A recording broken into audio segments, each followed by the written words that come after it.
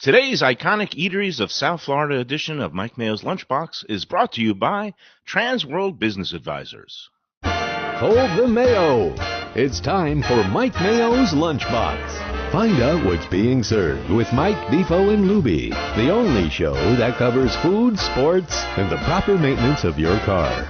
And now, a man who had the distinction of having an entire health clinic named in his honor, Mike Mayo. I want the flim flam sauce with the awesome bake with shafafa on the side. Hey, good afternoon and happy Monday, everyone, and welcome to another edition of Mike Mayo's Lunchbox. Boy, do we have a special treat today. We are going way upscale on the food and hospitality meter today. It is a TransWorld Business Advisors edition, iconic eateries, Andy Cagnetta from TransWorld. And we are at Café Maxx in Pompano Beach, more than 4 decades in business. And we have a special treat because we have the father-son culinary duo. Can you believe that one? I mean, gosh, I hear myself talk. I've been here for 42 years. I know. Wow. And that means two things. Number one, it's pretty much a testament to your quality and talent. Number two, you're getting old.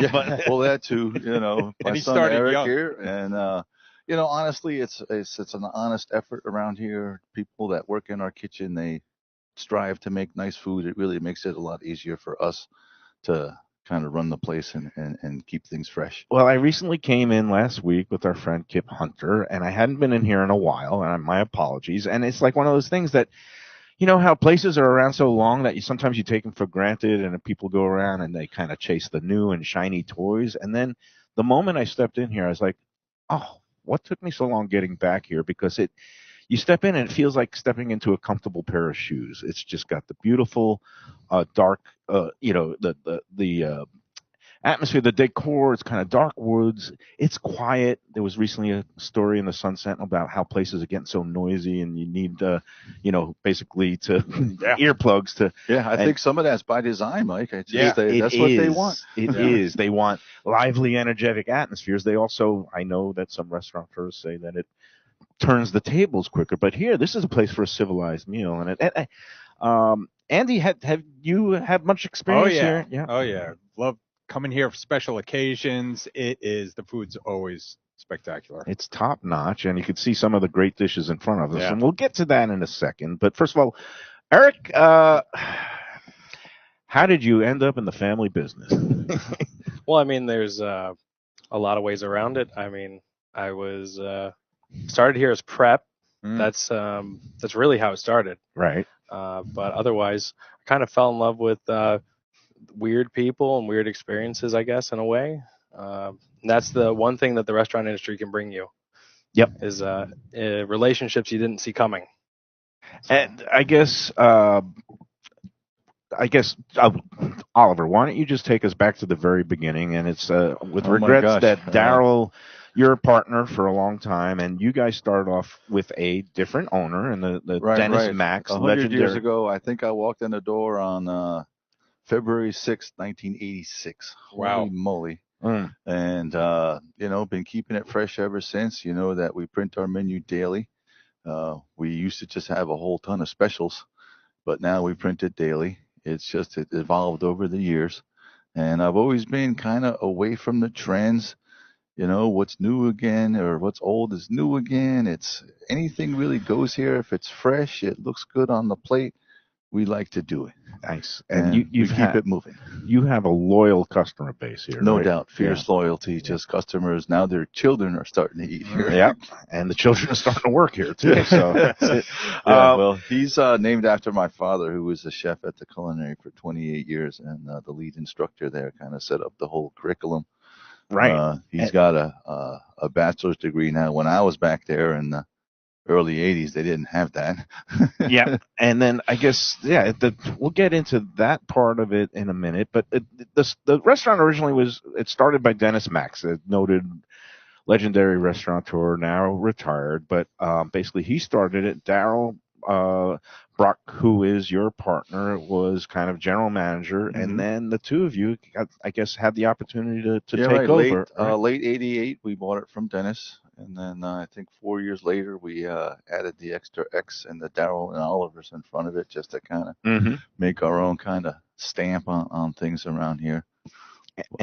And again, you took it over, and without missing a beat, you just continued his, high quality, the high standards, and here you are. But let's just tell the people the address here and the hours, just to It's give them the basics. 2601 East Atlantic Boulevard in beautiful downtown Pompano Beach. Right before you get to the drawbridge. Right. And then we open that at 5. We used to always be 5:30, but after the pandemic and the food to go, we decided to go at 5.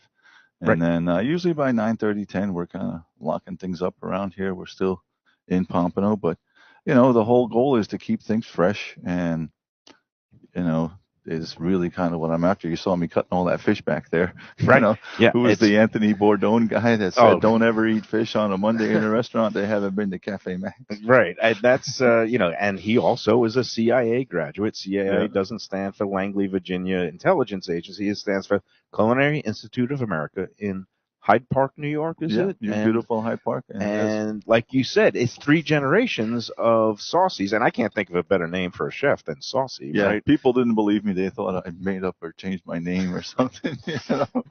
So your dad was the lead instructor, chief instructor? Right, yeah. When they moved into the culinary in 1972, he and I think 3 other chefs kind of developed the whole curriculum and kind of got it off the ground. Things have changed a little bit now. It's, it's twice as big as when I was there. But it's, it was kind of the Harvard or Yale of culinary schools. Now there's a culinary school in every state or every community college. They all have. No, I mean, and it's funny how the whole profession and the the regard that it's held in has changed through the years. Mm-hmm. It used to be seen, I guess, as a real kind of working man's job as being a chef. My father moved our family here in 1969 from Germany. Germany, okay. We used to. Did you grow up in a castle or something, or is that? I did for the first 6 years of my life. Yeah, my dad was the food and beverage manager of the castle, with kind of an inkling toward the kitchen, and it was kind of neat. Yeah. The girls that work here didn't believe me, so I Googled it to show them. Nice. Do you ever go back and visit the old home? It's been a while. Yeah. I think I was back when I was 12 or 13, so it's been quite some time. Nice. And then, so again, the family affair, 3 generations now. You went to CIA after, Dad has been instructor there for a long time. And then, Eric, you were telling me last week when I was in that you have the talk and maybe try to persuade him not to get in the business, or what happened? I was gonna. I kind of said, "Listen, we're gonna kind of squash this or feed this." I never actually told you this, Eric, but I just wanted to make sure, because I remember my dad trying to talk me out of it, and it's like, Oli, you're never gonna be off on holidays, and you're gonna have to work, and it's hard work, and I never really thought it was any big deal until all of a sudden you have 2 children that are. Mm-hmm. And Eric, did you have any hesitation about getting in the biz, knowing what your father has to do? No, not really. It's just what I know at the end of the day. So, did you work here when you were younger? I mean, I started here when I was 16, maybe something 17? like that. Yeah, maybe even a 15. tick before 15. Yeah. Very nice. They're talking legally worked here. Yeah, right. Yeah. He might have been sweeping a few floors when he was 12, but that's okay. The statute of limitations is long gone. It's long gone. Again, Café Maxx, Pompano Beach. It's an iconic Eateries edition. And Andy, I think you might have a little plaque and presentation for Oliver and Eric. And of course, this is what we do once a month, thanks to TransWorld Business Advisors. We kind of go around and we very nice. Put the spotlight on places that have endured and not just survived, but thrived and are well known for their quality. And I don't know, do you want to read who wants to read the text here? And we could say, I don't have my glasses on. Okay, we'll have Andy. You can do the honors. On, right. And hopefully. I'm 62 now. I need yes. those glasses. The iconic eatery of South Florida is presented to Café Maxx, Pompano Beach, established 1984. This fine dining oasis from Darryl Brooke, and Chef Oliver Saucy has wowed guests for decades with hospitality, culinary creativity, and its signature caviar pie, which we have today, Yep. tuna sashimi pizza, which we have today, and our sweet onion crusted snapper. Oh yeah, that one we don't have out here today. That's okay. But, That's you know, okay. they were trying to figure out how many snappers I've served over the years. Oh, yeah. So that's, you know, I decided go. to spotlight those because I don't see those on menus in very many places or any places. And that's really kind of put you on the... It's one of those things that we can't change after how many years here we have.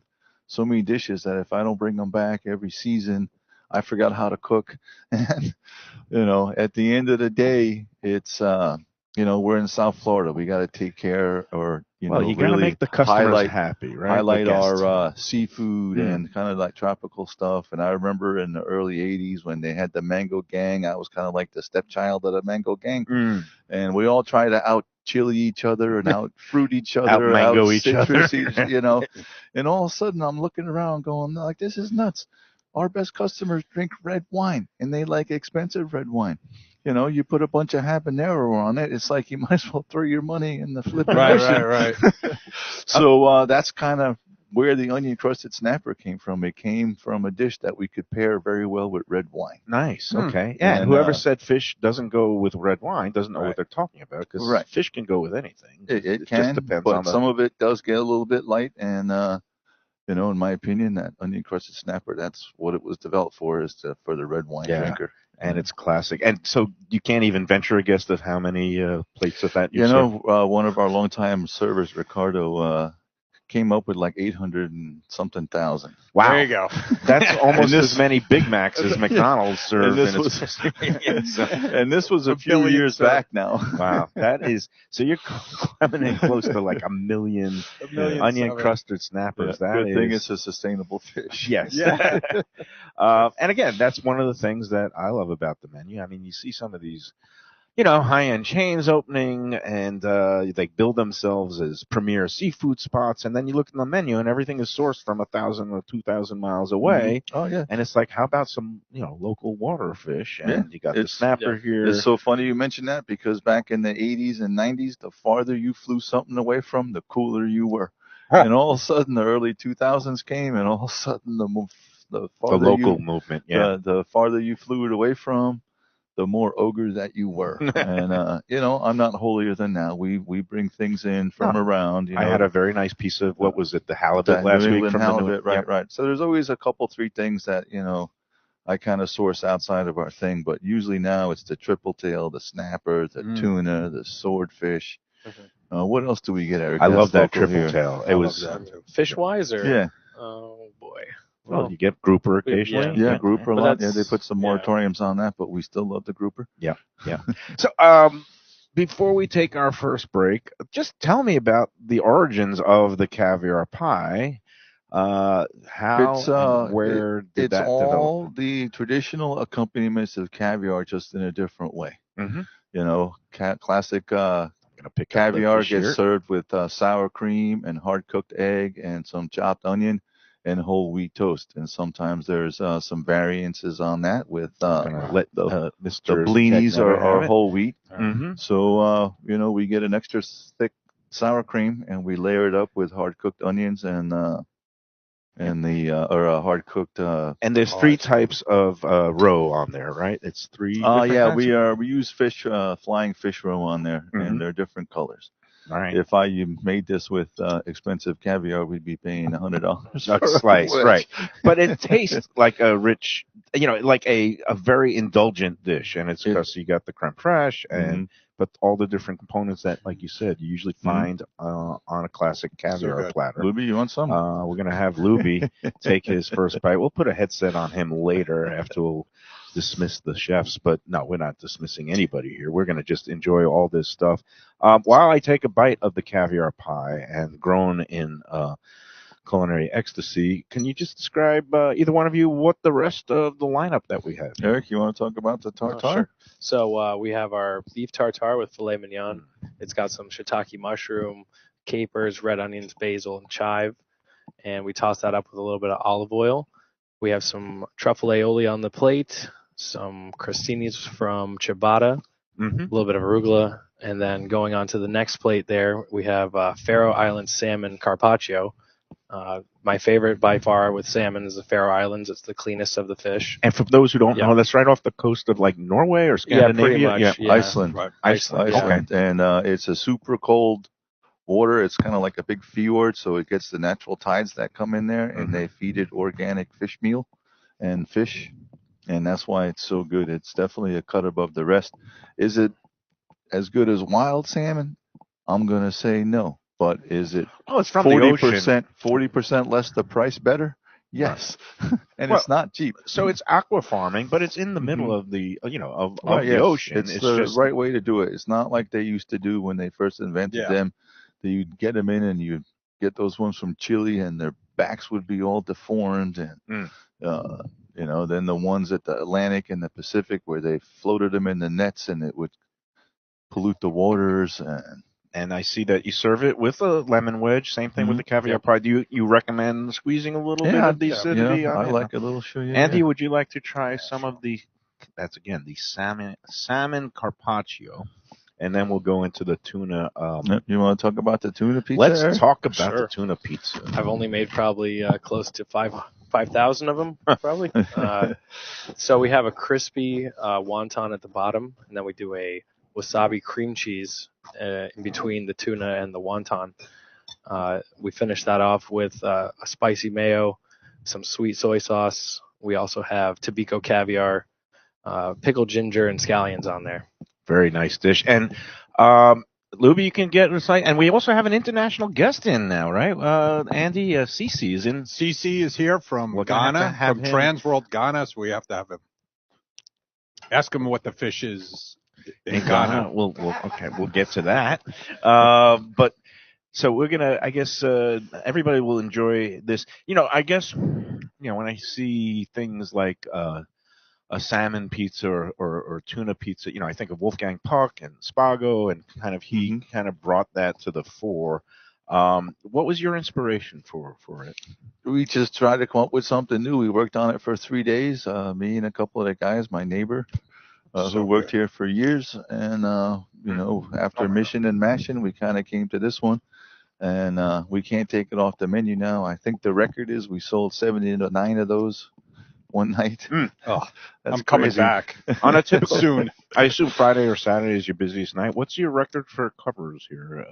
I want to say it was the year 2000, New Year's Eve. We did, 360 something. Oh wow, Wow. 3 We got seatings, or- 100 seats. Yeah, well, we did it. We did our normal New Year's Eve seating, and then at 10 o'clock we had a private dinner to kind of ring ring in in the the new new century, year. yeah. Everybody got some Café Maxx glasses that said 2000, and we had big fancy centerpieces on the table that had sparklers inside Wow. there, and then at about midway through the second course, one of the waiters was like, "Oh, what the heck is this button?" And Yep. press the button, and they're all like supposed to get shut off at midnight. Oh boy, there was some pissed off So people. 25 years later, a quarter century later, did you think you'd still be here, or the restaurant would still be here, especially in fickle South Florida? Yeah, I don't know. It's just kind of sticking to what we do. It's like, is it fresh and innovative, but safe adventure, I want to say. We don't get too jiggy with it. Mm-hmm. A lot of restaurants that I've seen over the years, they start mixing cuisines on the same plate. Can't say that I've never done that, but I stay away from it. And, for me, it's always been obviously the South Florida influence. We got to do a little bit of that. But you can get a little too crazy with the fruits and the citrus, in my opinion. Right. If you look across the bay over here, you got kind of Mexico and that kind of southwestern kind of thing. So we always kind of include some of that. Okay. You look very shortly to the north, you already kind of have some of that Creole Southern comfort kind of working in. Mm-hmm. Well, all those ingredients are pretty much down here too. So we like to do that. Right. For me, personally, there's nothing Asian about me, but it intrigues me. I've studied it. Mm-hmm. It looks darn good on the plate. Really works well with our seafood, and it's healthy. Right. It's And- lighter. It's not as cheesy. It's not Exactly, as right, buttery right. as the Yeah. French cuisine. And then And- at the end of the day, if you get too jig with it and don't round it out with our French Mediterranean roots that we grew up learning, Mhm. it doesn't It's the work in my technique. It's opinion. the French technique blended with global Mhm. ingredients. And what I really like about this tuna pizza, and you already ate yours, Oh, Andy? yeah, I'm sorry. You devoured it. Well, So we got more. We there's can no make another. apologies necessary for eating on the lunchbox. The way that you blend in the ginger flavor, sometimes I find ginger overpowering, but the blend and the balance here is really, yeah, really you just, nice. I don't know, what do you think? There's a teaspoon that gets kind of sprinkled on there? I would say maybe even a quarter teaspoon. Yeah. And this is really just like a perfect Yeah, it's perfect. bite in terms of you got the Yeah. crunch from the wonton skin, very easy to eat. I love things that are handheld and finger food, and It's like a handheld carpaccio. yes, Yep. and It's funny. I think it was maybe Bon Appetit magazine where they have the thing in the front because you asked. They sent me a letter, I think 4 or 5 times to share the recipe with them, and I'm and like, you no. said no. I said no. Well, it's just nothing that you would ever make at home. Right, You know? right.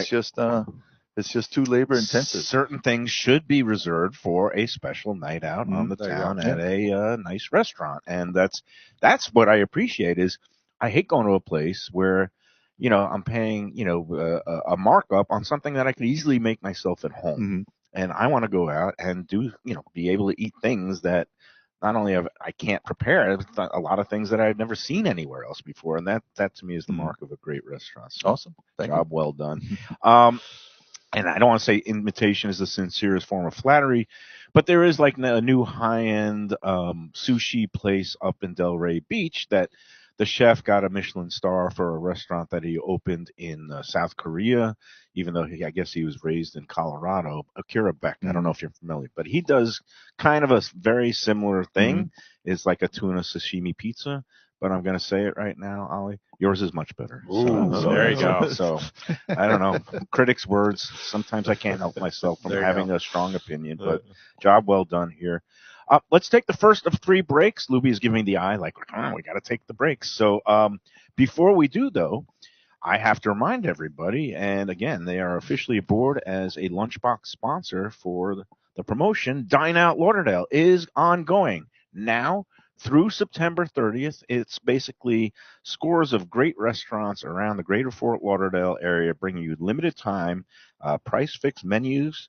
And it's everything from waterfront seafood spots, upscale dining rooms such as Café Maxx, cozy neighborhood favorites such as Café Maxx.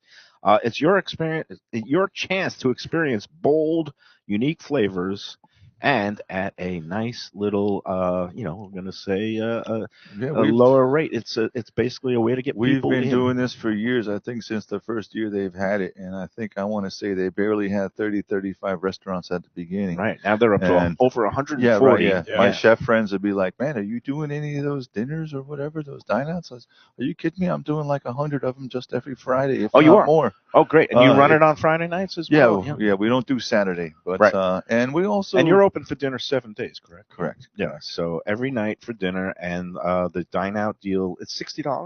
Ours is $60, and we should look at the menu a little bit later. Yeah, we'll check it out. But for all those who want to check out not just the options here, and it's a great value here because for $60 to get this kind of quality food and you get a great choice of appetizers, it's not one of those places where it's like you can just pick from 1 or 2 things. They have like a dozen different appetizers and a whole range of entrees and some of your spectacular desserts. To get all the details, well, first of all, Café Maxx, your website is cafemax.com, Yes, right? sir. With 2 X's. And then for the full range of all the options out there for Dine Out, go online to dineoutlauderdale.com or visit lauderdale.com/dineout. Gets you to the same landing page. And you can check out all the restaurants in your neighborhood, or if you want to take a little journey, I would definitely highly recommend this as the pick of the week because we love Café Maxx, and you are going to get yourself a fine experience right here. All right, let's take our first break, and then we'll come back with more from Café Maxx chefs Oliver and son Eric and Andy Cagnetta, TransWorld Business Advisors, after these words. Hey Lunchbox fans, is it time to sell your business? You've poured your heart and soul into your restaurant or business, and you want to see continue the legacy you have built. TransWorld can help. Call me, Andy Cagnetta, at TransWorld Business Advisors right now and see if it's time for you to retire and relax. Iconic brands like the Mai Kai, Mulligans, Carlos and Pepe's, Mangoes, and many more turn to TransWorld to help sell. Contact TransWorld on Facebook or call 954-772-1122 or visit tworld.com. Again, that's 954-772-1122 or tworld.com. When I'm looking for some wicked good food for a wicked good lunch, there's only one place to go. That's Wicked Cheesesteaks in Fort Lauderdale. It's at 4824 North Federal Highway, just south of Commercial Boulevard and across from Holy Cross Hospital. My friend Brian there, he will hook you up with some really tasty treats. They've got cheesesteaks just like the best you can find in Philly, along with lobster rolls, because that's where he's from, Maine originally. And they have wings and pizza and everything you want to have a really good time. Wicked Cheesesteaks. They're open every day but Tuesday. Check them out online, wickedcheesesteaks.com. Tell them the Lunchbox sent you. Guess who's back and better than ever? Juan's. For the best in classic old-school Chinese cuisine, a family-run South Florida favorite since 1966. It's at 664 North Federal Highway in Fort Lauderdale, open every day but Tuesday for lunch and dinner. Chef Alex is carrying on the family tradition that started 4 generations ago. It used to be known as Christina Juan's Mandarin House, and you're going to love it as Juan's. They've got all your favorites: wonton soup, spare ribs, egg rolls, dumplings, Peking duck, and more. Combo lunch specials daily and takeout and delivery. For more information, go to their Instagram page at wans.fl. If you're looking for a great place for steaks, seafood, and more, go to Tropical Acres Steakhouse and Butcher Shop. It's at 2500 Griffin Road in Dania, just west of I-95 and the airport. They've been there a long time, since 1949. That means they're doing something right. You'll get old-school hospitality from the Studiali family, along with great value, tremendous service. Of course, you could also go into the bar for happy hour every day, 4 to 6, and they have great value all night long. Also, a butcher shop that's open every day from 10 a.m. to 6 p.m., except Sunday. The dining room is open every day at 4:30, except Sunday. Go to Tropical Acres. Tell them the Lunchbox sent you. A tradition for South Florida sports fans for more than 30 years. Shenanigans. It's at 1300 South Federal Highway in Dania Beach, the place to go for all your favorite teams and events and food that's not your ordinary sports bar fare. Award-winning wings, burgers, fresh fish, and more, TV screens galore, and all-day happy hour specials. The kitchen and bar are open into the wee hours, perfect for late-night bites and very close to the airport. For playoff action, football season, and a good time anytime, Shenanigans. Great seafood and more at Mignonette, Miami. It's in the Edgewater neighborhood at 210 Northeast 18th Street, close to the Arch Center and Heat Arena. Mignonette is open every day for dinner, and it serves the freshest fish and raw bar items with a daily selection of the finest oysters around. Chef owner Danny Surfer and his team are eager to please, and now they have a great deal for Miami Spice through September 30th. $60 gets you a build-it-yourself 3-course meal. Choose almost any appetizer and entree and any dessert. That's every day, including weekends. Mignonette is Michelin Guide recommended and Lunchbox approved. For reservations and information, go to mignonnettemiami.com. All right, we're back on the Lunchbox. Café Maxx, world famous in Pompano Beach. Been here since 1984. Chef Ali has been helming the kitchen since 86. In dog years, that's like 300 and something. In restaurant years. In restaurant years. Yeah. Really a remarkable run here, and they're still going strong, better than strong. I guess talk about what gives you the most satisfaction now, and then I'll ask the same of your son in a second. You know, to me, at the end of the day, I'm big enough to know, literally, but I'm big enough to know that if it was a bad day today or not so good of a day, and I strive to make it be better the next day if I start seeing things. And, you know, I'm just so fortunate to be surrounded by a whole staff that really wants to try to do nice food. Yeah. That's what we get here. And, so the satisfaction of doing a good job is kind of what keeps me going. And Eric, have you gotten, I guess, just what is it that drives you? Well, I mean, we've reached the legacy category, which not a lot of restaurants ever get to. I mean, we're talking 40 years when restaurants make it sometimes 4 years. So it's nice to make new connections with new people, especially new customers, employees. when everybody really already has an opinion about you, it's good to make a great impression yet again. You know, when somebody says, "Oh, I came in here, I think 2000. I can't believe you guys are still open," and it's just as good as it was then. So that's what's satisfying to me, is that we can continue to be consistent for people. Very nice. And I guess, what is the mix of regulars versus maybe tourists / newcomers? You know, it's hard to tell. Some days I look out in this restaurant and it's like I know every single table by name. Mm-hmm. And then other nights I look out and I'm like, who are these people? It's Well, just that's like, a good thing. that's right? a great thing. That's Yeah. a fantastic thing. Yeah. But, you know, I think we still have, by word of mouth is still what it is. And, you know, things like holidays now, they trust us. The Thanksgiving dinner that we put on here, people can leave here going like, man, I can't make the turkey better at my house. Right. Right. So why do all the prep and the cleanup and all that stuff when you can come here? You're open all the major holidays? Yeah, we close on 4th of July, Labor Day, and the occasional hurricane. But open Christmas Eve, Christmas Day? Eve, Christmas Day. Really? It's just That's it's some just one of commitment. those. It's just one of those things, and we're busy. Nice. Yeah, I can imagine. Christmas Eve is just like our regulars just fill the place. Yeah. And then Christmas Day, we still have a good bit of regulars, and then you have all these people stuck in hotels, and where am I going to eat tonight? And the concierge says, hey, you know, there's this little place, Café Maxx, if you want a good meal, you know. Yeah, duly noted for all the people that are on the Let's Eat South Florida group. 210,000 plus now, but a lot of times people are, even a couple of weeks ago, somebody said, I'm going to be in South Florida for Thanksgiving. What's open? There you go. And I guess you could never plan too far ahead. Mhm. Me, that's very optimistic. I don't know if I'm going to be here at Thanksgiving, Yeah, but yeah. you know, I'm getting to that Come on, age. you're looking good. No, these thank days. you.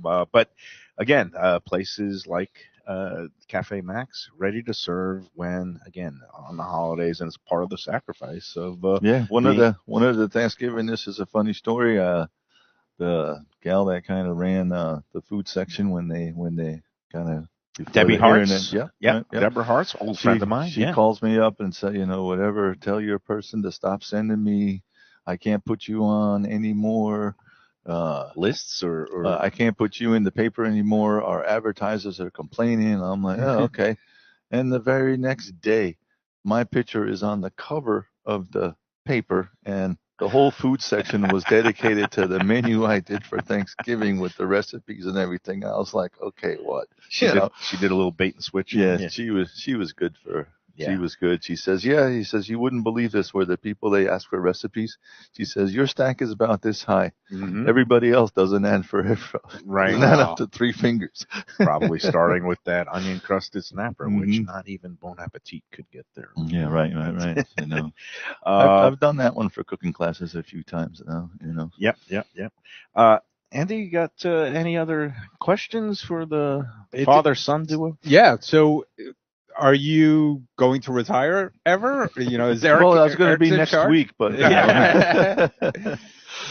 But you yeah, do- it's at some point I'm going to have to. I mean, I'm getting Yeah. old, but you know, we still have fun. Eric now, he's really kind of taken over on the cooking classes. great. We sell out every single time. We got one coming up at in the middle third of the month, and we already sold out on that one. Great. And then we got a few more coming up. We're going to do Asian. We're going to do So how do Northern people- Italian. How do people sign up for the classes? That Usually they come here and they sign up with Joanne. okay. And Joanne, the great hostess here. And you know, we're pretty much as soon as I make the announcement what the next class is, before the people leave, we're 80% sold out for the Nice. next one already. It's always good to see the second generation coming in. I mean, Yeah, that's a good sign. You know, that it's a great sign. It Mhm. means that you've been running the business and you've made it so there's enough systems in place you can hand it off Mhm. a little bit. And Yeah. Right, and right where we're sitting is where we do the class. There's Right. you see some chains hanging up there. There's a big mirror that goes up there.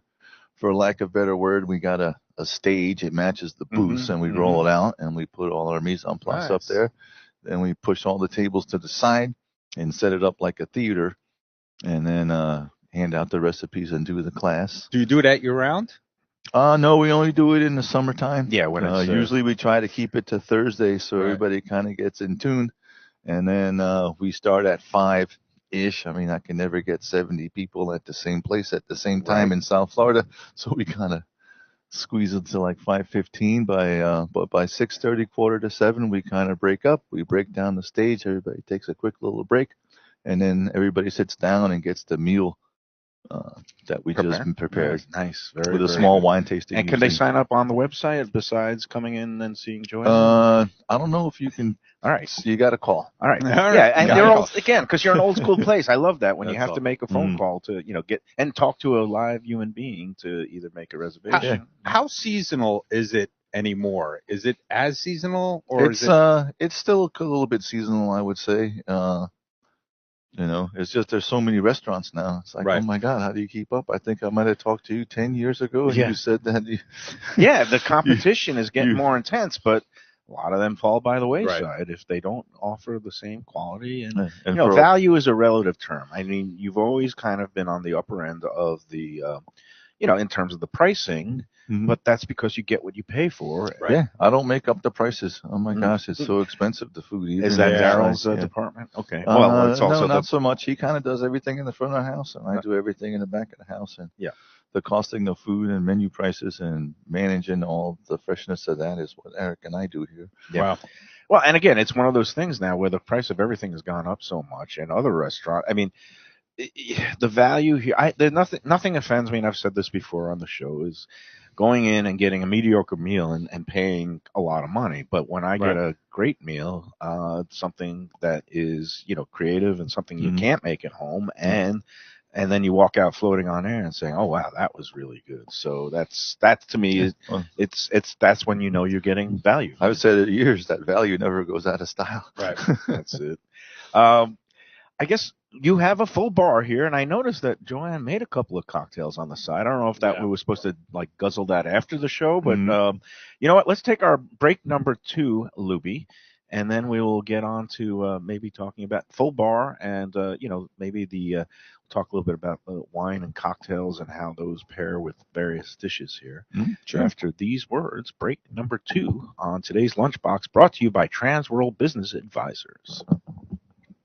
When people ask me about the best restaurants in South Florida, Casa d'Angelo is always at the top of my list. First-class dining, top-flight service, elegant atmosphere, and chef-founder Angelo Ilia is legendary. The flagship in Fort Lauderdale has been serving the finest Italian cuisine since 1997, with other locations in Boca Raton and Aventura.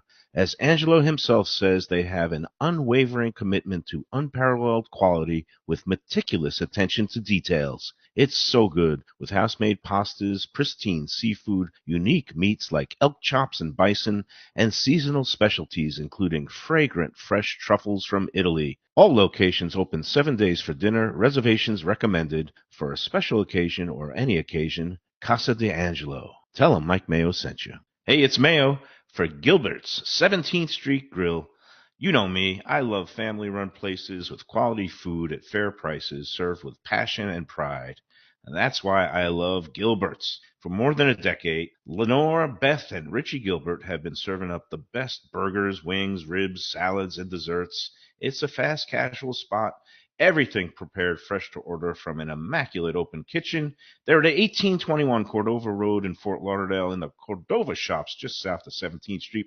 Open every day but Sunday. One of my favorite burgers in South Florida. Big, round, juicy pucks of 100% Angus beef, char grilled to perfection. And don't miss the sweet potato fries on the side. They're legendary. Go to Gilbert's, feast, and be happy. Tell them the Lunchbox sent you. Delicious Mexican food with innovative twists. Margaritas with a medley of tongue-tingling flavors. I'm talking about Taco Craft, Taqueria, and Tequila Bar. The place to go on Taco Tuesday and every day. It's located at 510 North Federal and Highway in Fort Lauderdale, and also in Lauderdale by the Sea at Plantation Walk and Coral Springs. Taco Craft has specials every day, including bottomless drinks for a Sunday brunch, and Taco Tuesdays, including their new birria tacos with bone marrow broth. Oh, it's so good. They've even made a taco lover out of me, and they've got so much more, including fajitas, that open-faced smashed cheeseburger tortilla that's new, and a guacamole sample that's an explosion of flavors. The kitchen is open late. There's delivery and takeout. For more information, go to tacocraft.com. Tell them Mike Mayo, the Lunchbox, sent you. The finest quality, warm hospitality, and world-class creativity. Those are the ingredients that make Daniel's, a Florida steakhouse, a special place. Come experience the restaurant that's Michelin Guide recommended and totally Mike Mayo's Lunchbox approved, with an impressive collection of steaks, seafood, and more, like their foie gras creme brulee. Daniel's is located at 620 South Federal Highway in Fort Lauderdale, just south of the New River Tunnel, open Tuesday through Sunday for dinner. For reservations and information, go to danielssteak.com. Fresh local fish, a sophisticated setting. I'm talking about Corvina Seafood Grill. It's at 110 Plaza Real South in Boca Raton, just south of Palmetto Park Road. It's the place to go for the freshest and local seafood and fish, some of it with a Peruvian twist like their great ceviches. It's open 7 days for dinner. They also have happy hours 7 days a week. You don't want to miss it. It's a great place. CorvinaBocaRaton.com for more information and reservations. Tell them the Lunchbox sent you. Same great Thai food, beautiful new location. I'm talking about Eat Thai, now in Boca Raton at 6299 North Federal Highway. Thai cuisine is having a moment, and Chef Sopanut makes some of the best in South Florida. A hip and modern spot with authentic Thai street food and some innovative twists. The spicy oxtail soup, Thai bouillabaisse, shrimp ceviche, and classic noodle dishes will wow you. And they now offer full liquor and craft cocktails too. Open every day but Tuesday for lunch and dinner. Go to eatthaiflorida.com for more information. Okay, we're back on the Lunchbox, a special Iconic Eateries edition presented by TransWorld Business Advisors and Andy Cagnetta. Anything going on new in your world, Andy? It's just a busy time. I don't hear his mic. Now you got it. There you go. Thank you, Lubie. It is just a busy time. I mean, lots of people moving to South Florida still, and businesses are selling, and interest rates have snuck down a little bit. So it's been a busy year. It's busier than last year. So okay, that is good news for you. Yes. Again, if you have a restaurant or a business that you're looking to either buy or sell, tworld.com is the place to go. TransWorld Business Advisors. We were talking a little bit during the break, Ollie, about just the economics of the business, and that you guys are fortunate in that you have I guess, good relations with a landlord and a favorable lease. That definitely makes a big difference. And, I think that's it's a little bit of everything. You can't just have good food. You got to have good service. You can't just have good service. You got to have a good beverage list and some, choices. And, we finally got a liquor license. When was that? Well, it was we turned 21 years old at Café Maxx, and that was the hook on our promotions that Café Maxx They said the drinking age is 21. Once a restaurant turns 21, you can get a liquor license. And probably close to 20 years ago, we got the license. And I've got one of your nice, cocktails right here. I think it's a Manhattan that's served on the rocks. And I'm going to say L'chaim and salud to that. And Prost, since you're German. And Andy, we'll say Chandani, right? Yes. All good. That's good, right? It's more than good. I feel like drinking the whole thing. But so I guess talk a little bit about, unfortunately, Daryl couldn't make it today, but, it is labeled as Daryl and Oliver's Café Maxx. How did you guys meet? Is it when you first walked in the door? Because I know I heard from Daryl that he kind of was here from the get-go as an assistant GM to Dennis Maxx, the founder. Right, yeah. That was pretty close. I was working at the Tower Club. I was I didn't realize a that. young punk, and there you go. I was going to be the youngest chef in Club Corp history, and they were going to ship me off to Melbourne Beach. And I'm like, I'm too young to be this corporate thing. So I was like, I'm out, Okay. And I walked over here and they said, when can you start? Do you know who the original chef was here? Or? It was Mark Militello was like, really? He was the executive chef, but we really didn't see him much because they had just opened up Max's Place in North Miami Beach. Right. And then that became the first Mark's Place, and he went on and got James Beard Award acclaim and all these things. And then they had a German guy here, Peter. And, whatever. I get along with everybody. But I love hearing restaurant history. I did not realize that Mark Militello was one of the first chefs. Yeah. So that didn't work out so good. And then I don't know what happened. I guess he had some legal troubles, and all of a sudden, he was out, and I was in. Nice. And That was, gosh, that You was Wally the first pipped it. summer that I was here was when all that went down. And then a couple years later, we bought it from Dennis Maxx, and Right. here we are. And Wow. exactly, I guess, how do you come up with, I guess, the funds at that point when you're both kind of young and starting off? And Dennis was willing to just part with it. Well, he kind of helped finance some of it, and then we scrounged up money and That's very generous made it of him. happen. Yeah. You know, everybody was like, "Oh, you're crazy. You're never going to make it." And here we are. And did the opportunity ever arise to buy the property, or is just part of a strip center that you know, it did come up, and we opened up East City Grill on the beach instead. And then which was a great place. I love that. That was in the Atlantic Hotel, right? Or, back then it was I don't know how many millions it was, but we could have done it. Right. And then the original owner passed away and moved it up, or willed it to his daughters. And they said, "Hey, you know, you want to buy this place again, you know?" And they're like, "Oh yeah, sure." And it was like $86 million. And I'm going like, no. That was a little. But it was from out of here. reach. It was from here to the end. It was the whole strip. entire strip. Yeah. It's one big piece. And since then, they kind of redid the whole facade and got to 100% occupancy, and they just broke it up into little pieces. Right. So the original daughters, they only have like this. But the key thing is that you guys are still here, because one of the common threads of places that are able to last a long time is either they own the property outright, or they have very favorable relations with the landlord who's not looking to squeeze every last nickel out of them. And I assume that your lease is in place for a little while. Yeah. We just signed another one. I forget how many years it is, but Eric, that's I guess both good and news for bad Eric. news.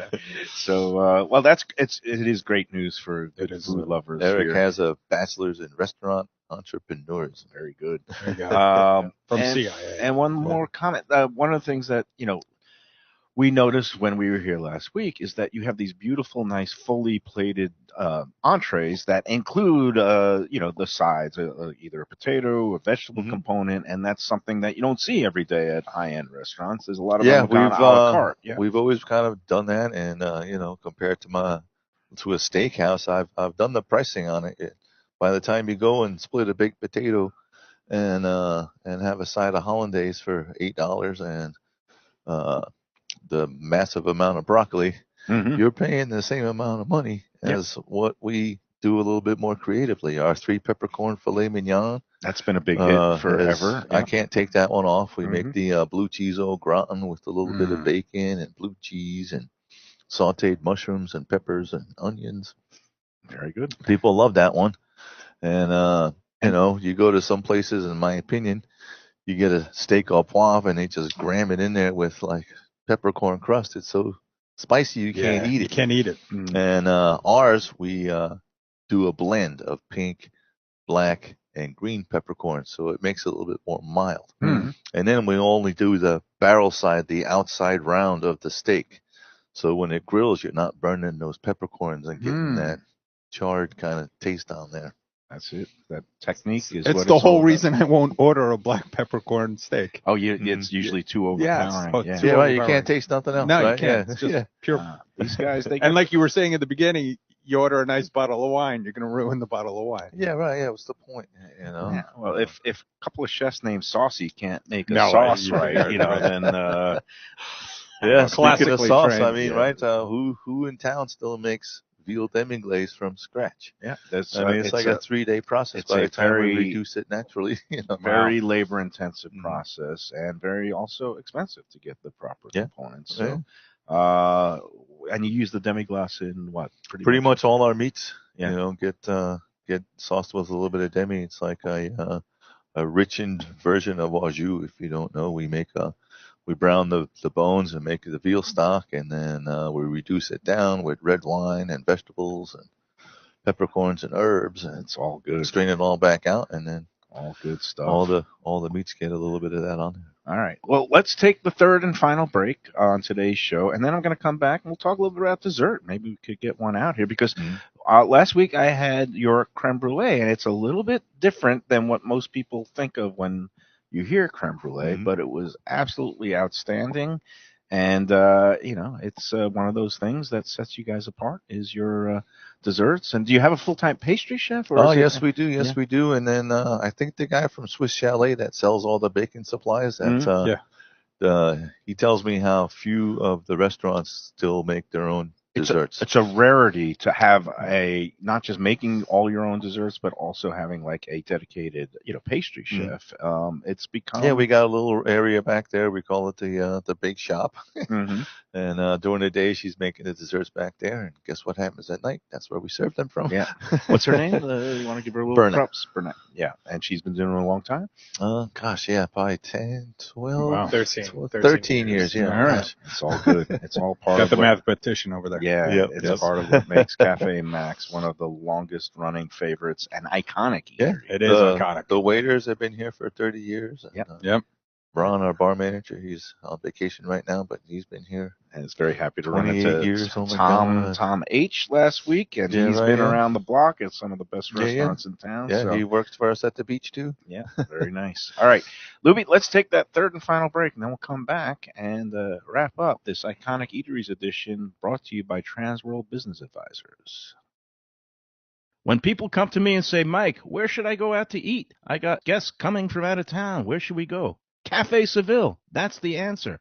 2768 East Oakland Park Boulevard. It's a Fort Lauderdale perennial. Serving the finest in Spanish and continental cuisine in a cozy, friendly, comfortable setting. Joey Esposito and Sally, his better half, they've been running the place for a long time. It's been open since the 1980s. They got great Spanish classics like paella, shrimp with garlic sauce, and all kinds of great seafood dishes. The stuffed veal chop, that's my favorite. Go to Café Seville. It's open every day but Sunday at 5 p.m. for dinner. Tell them that the Lunchbox Mayo and Defo sent you. If you like seafood in a comfortable setting, outdoors, even keel fish shack at the corner of A1A and Commercial Boulevard in Lauderdale by the Sea, upscale food in a down-home setting, the chef owners, Dave and Brad, do a terrific job with all the seafood classics that you want. They have the best grilled oysters in town, bang bang shrimp, lobster rolls, and deli fish specials. They also have weekend brunch Saturday and Sunday. They have deli happy hour 4 to 7, and they also have other weekly specials like mussels on Monday and oysters on Tuesday. Go to Even Keel Fish Shack and tell them that the Lunchbox sent you. Looking for a real New York slice? Check out Peter's Pizzeria, your neighborhood pizza shop. With 2 locations, 1166 North Federal Highway in Pompano Beach and 897 East Palmetto Park Road in Boca Raton. Slices, whole pies, specialty pizzas, heroes, rice balls, salads, pastas, and Mama's homemade desserts. It's New York flavor, Florida made. Originally from Long Island, Peter brings passion and pride to his pizzas. No matter where you're from, you'll feel right at home. Open every day but Monday for lunch and dinner with delivery and takeout. Place your order today at mypeters.com.